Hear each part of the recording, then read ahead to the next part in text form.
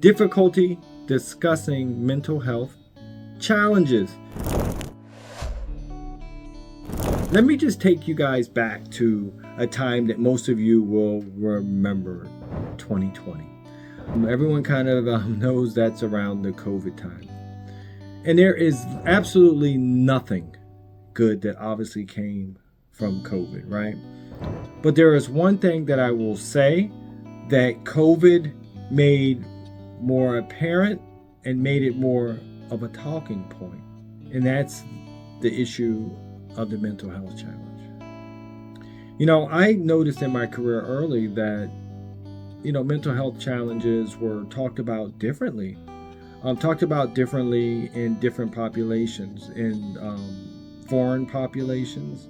When I had worked in Puerto Rico, brown and as they say, brown and black, Spanish and African American communities, mental health is talked about differently, which I saw when I worked in Harlem. And then COVID comes, and then none of that stuff matters anymore, regardless of where you live, where you come up, the kind of the social stigmas that can go with that, especially in the minority communities. It now became also a big human problem, because here we are, unless we've all lived over 100 years, our first time being a part of a pandemic, which took so many lives.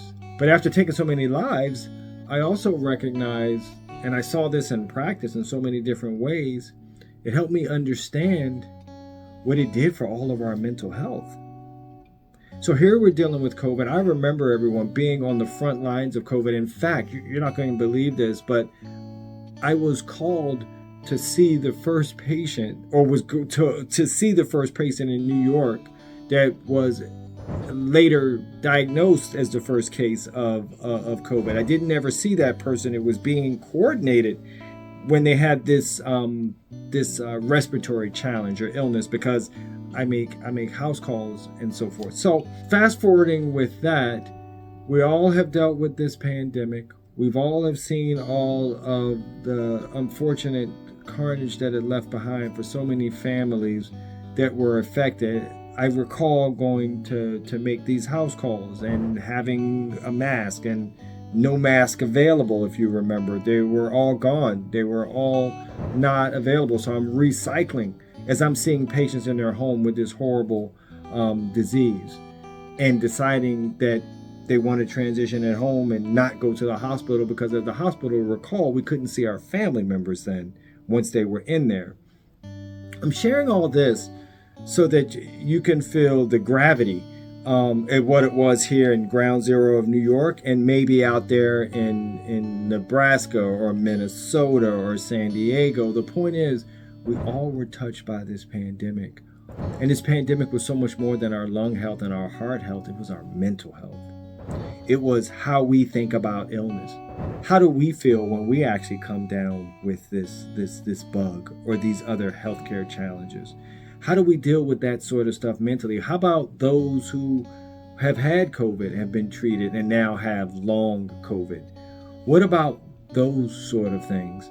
So because of that, we have opened up as a healthcare industry, and we can talk about these things now. I feel because of that. So now I have patients who don't mind talking about their irritable bowel syndrome. I have patients who say, this new job that I'm in is a bit of a challenge, and I don't know if I'm feeling myself, or I'm feeling so good. And so it's like, because of something that's horrible bad, there's been one glimmer of something that hopefully can allow us to now touch many more lives, and that's that we're all united as one after this pandemic. Regardless of what aisle you may be on, who you love and how you love, none of that stuff matters in healthcare to me, and really to anyone. It should really focus on you, the person, the patient, the human being. All of this is just to say, you should never ever hold back how you feel as far as your mental health, how it's affecting you, and that you need help. Especially in the medical care, or I should say in the medical community, where there's so much care and so much love now that I see. And I want all of you out there who may be struggling with talking about mental health to have the same exact courage to make sure that we can get over to you and really make sure that we're improving your life journey. Hey everybody, Dr. Ken Redcross here. If you don't know, I love the patient-doctor relationship. It is so important. So my question for you is, who wants to live longer? We all do, right? So therefore I've written 2 books. This first book is called Bond. It's the importance of trust, respect, empathy, and communication with your doctor, because I believe if the relationship is perfect, then it will help you live longer. But how can I really make sure you live longer? Well, I decided to write a second book. This is the 15-minute Bond Blueprint. This particular book helps you go minute by minute of your 15-minute visit to make sure you get the perfect doctor relationship and visit that you all deserve to make sure we extend our healthcare journey.